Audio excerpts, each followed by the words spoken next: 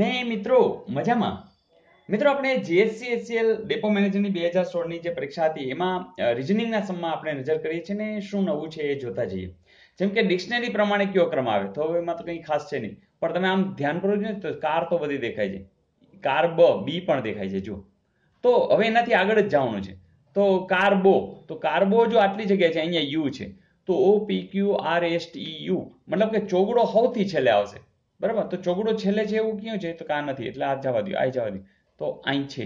એટલે હવે આ બેમાં જ ચાન્સ છે. હવે બીજી વાત, કાર્બો પછી એલ છે, એચ છે, એન છે અને એન છે. તો એચ આઈ જે કે એલ એમ એન એટલે એચ છે એ પેલો, એટલે તગડો છે એ સૌથી પહેલા આવશે. જોજે તગડો તો કે અહીં છે, અહીં છે. ઓકે, પછી તો આ તો પતી ગયું. હવે શું છે? એચ આઈ જે કે એલ એમ એન, તો એલ છે એટલે કે એકડો છે એ પછી આવશે, તગડા પછી એકડો. જોજે, તો બસ ફાઇનલ થઈ ગયું મિત્રો. હવે આગળ કઈ ચેક કરવાની જરૂર નથી. તો બેઝ છે આવું પકડવાનું કે અહીંયા શું આપ્યું છે, અહીંયા શું આપ્યું છે, અને બંનેના રેફરન્સથી ઝડપ કરી શકશો. જોઈએ નેક્સ્ટ મિત્રો. અહીં કોડિંગ ઉપર એટલે કે કુટ્ટ ભાષામાં જો આવો સંકેત હોય તો પેન પેન્સિલ, આવો સંકેત હોય તો રબર સંચો, અને આવો સંકેત હોય પેન્સિલ રબર. તો પેન એટલે શું મિત્રો? કોઈ પણ બે વસ્તુ સરખાવો, જેમ કે પેન પેન્સિલ, પેન્સિલ રબર. તો આ બે વસ્તુને જ્યારે સરખાવો છો, પેન્સિલ રબર, પેન પેન્સિલ, તો આ ને આ આવે છે.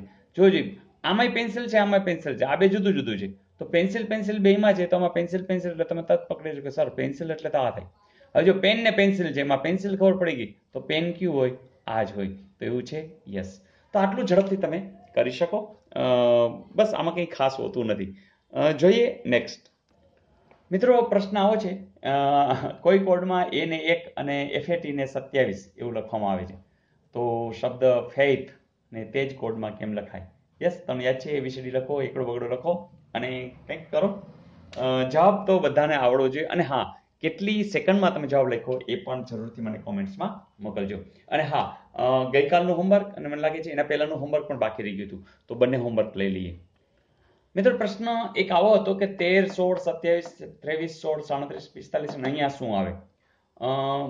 લગભગ લોકોને આવડી ગયું છે કે 13 + 16 એટલે તમે જાણો છો 13 + 16 એટલે 29 થયા, પણ એમાંથી 2 ઓછા એટલે કે 27.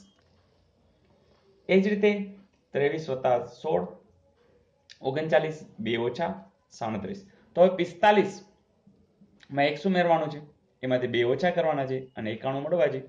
જોજે, 45 - 2 43, 43 આ બાજુ જશે પણ ઈ પણ ઓછા થઈ જશે. તો કેટલા આવશે? 8 ને 3 = 5 ને 4 9 48. તો એવો જવાબ છે, જરૂર છે. તો અહીંયા તમે જ્યારે 48 મૂકો છો તો આ બંનેનો સરવાળો કરી અને એમાં 2 ઓછા કરશો એટલે 91 આવી જશે. તો 48 જવાબ છે, બિલકુલ સાચો છે.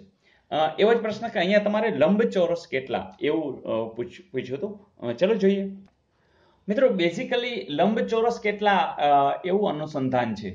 આમ જોઈએ તો બંને વિકલ્પો જોઈશું.